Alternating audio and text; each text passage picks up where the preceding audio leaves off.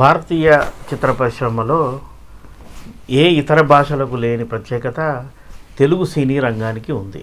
ఇక్కడ క్రమశిక్షణగా సినిమాలు రూపొందుతుంటాయి. తెలుగు సినిమాల్లో తెలుగు ఆర్టిస్టులతో పాటుగా ఇతర భాషలకు చెందిన అనేక మంది ఆర్టిస్టులు తెలుగులో నటిస్తుంటారు. ఇలా నటించేందుకు వాళ్ళు ఉత్సాహం కూడా చూపుతారు. ఎందుకంటే ఒక క్రమశిక్షణగా షెడ్యూల్ ప్రకారం ఇక్కడ షూటింగ్లు జరుగుతుంటాయి.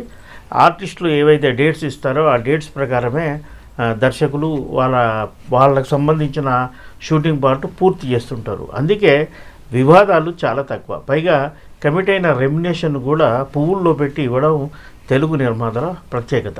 ఇంత కూల్గా ఉన్న తెలుగు చిత్ర పరిశ్రమలో ఒక నటిపై ఆరోపణలు వచ్చాయి.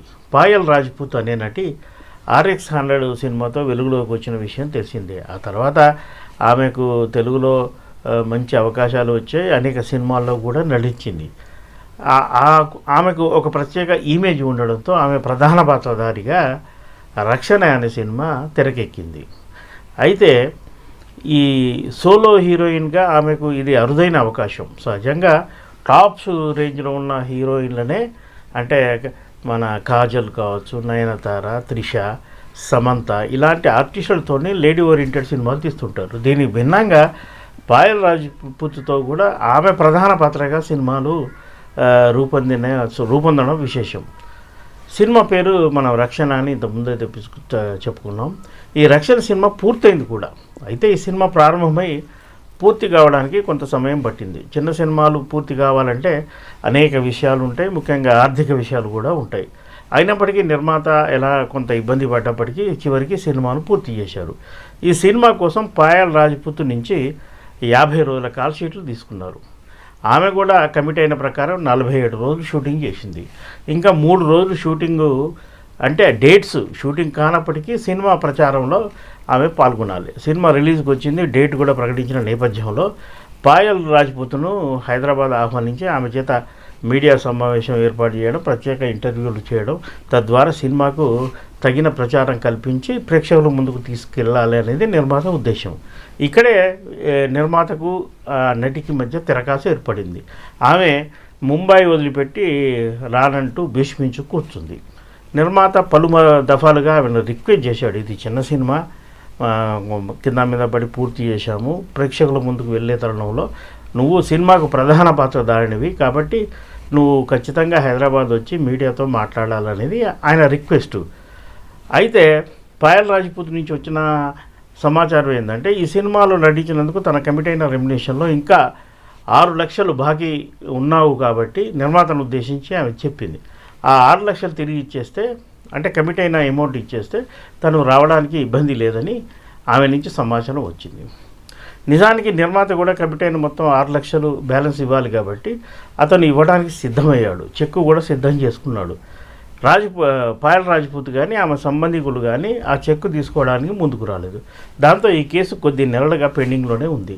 ఈ నిర్మాతకు సహనం నశించి తన ఈ విషయాన్ని పేర్కొంటూ పాయల్ రాజ్పూత్ సహాయ నిరాకరణ ఎలా ఉందో తెలియజేస్తూ నిర్మాతల మండలికి ఫిర్యాదు చేశాడు. అప్పుడు నిర్మాతల మండలి ఈ కేసును టేకప్ చేసింది.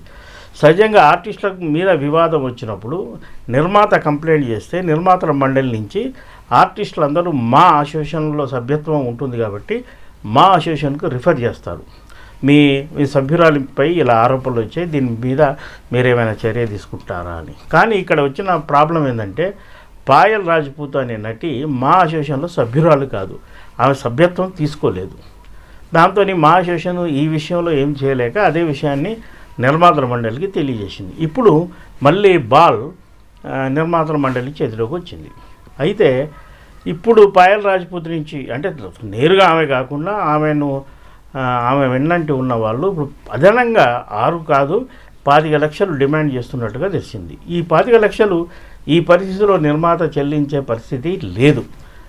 అయితే ఈ విషయంపై మనం కూలంకషంగా చర్చించుకుందామని నిర్మాత నుంచి లేదా నిర్మాతల మండలి నుంచి ఆహ్వానం వెళ్ళిన పాయల్ రాజ్పూత్ స్పందించడం లేదని తెలిసింది. పైగా తనను టాలీవుడ్ నుంచి తన మీద టాలీవుడ్లో సస్పెన్షన్ చేసే ప్రయత్నాలు జరుగుతున్నాయని ఆమె సోషల్ మీడియా వేదికగా ఒక ఆరోపణ చేసింది. దాంతో వివాదం మరింత ముగిసింది. ముడిపడింది. ఈ నేపథ్యంలో అసలు ఆర్టిస్టుల తీరు, ముంబై ఆర్టిస్టులు లేదా ఇతర భాషల చెందిన ఆర్టిస్టుల వ్యవహార శైలి మరోసారి చర్చనీయ అంశమైంది. ఆర్టిస్టులు ఎక్కడి నుంచో వస్తున్నారు, సుమారు 50 లక్షల నుంచి కోట్లాది రూపాయల పారితోషికం తీసుకుంటున్నా ఇలాంటి వివాదాలు తలెత్తినప్పుడు వాళ్ళ మీద ఎలాంటి చర్య తీసుకోకుండా నిర్మాతలకు కట్టడి చేసినట్టుగా అవుతుంది. దీనికి కారణం వాళ్ళు మూవీ ఆర్టిస్ట్ అసోసియేషన్, అదే మా అసోసియేషన్లో సభ్యత్వం తీసుకోకపోవడం. సభ్యత్వం లేకుంటే కనీసం లైట్ బాయ్ను కూడా సినిమా షూటింగ్లో పాల్గొనడానికి ఛాంబరు కానీ ఫెడరేషన్ కానీ ఒప్పుకోదు. అలాంటిది సినిమాలో హీరోయిన్గా లేదా ఇతర ప్రధాన పాత్రల్లో నటించే ఆర్టిస్టులు ఇక్కడ షూటింగ్లో నెలల తరబడి పాల్గొంటూ కూడా ఇక్కడ సభ్యత్వం తీసుకోకపోవడం పట్ల సినీ వర్గాలే కాదు సామాన్యుడు సైతం వ్యక్తం చేస్తున్నారు. భవిష్యత్తులో వివాదాలు వచ్చినప్పుడు పరిష్కరించుకోవాలంటే ఖచ్చితంగా ప్రతి ఆర్టిస్టు మా అసోసియేషన్లో సభ్యత్వం తీసుకుంటేనే వాళ్ళ మీద చర్య తీసుకునేందుకు నిర్మాతలకు రైట్స్ వస్తాయి. ఈ విషయం నిర్లక్ష్యం చేయడం వల్ల ఇంతకాలం గడిచింది. గతంలో మురళీమోహన్ మా అసోసియేషన్ అధ్యక్షుడిగా ఉన్నప్పుడు ప్రతి ఆర్టిస్టు సభ్యత్వం విధిగా తీసుకోవాలన్న నిబంధన ఆయన పెట్టారు. కొంతకాలం ఆయన అధ్యక్షుడిగా ఉన్న కాలంలో నడిచింది కూడా.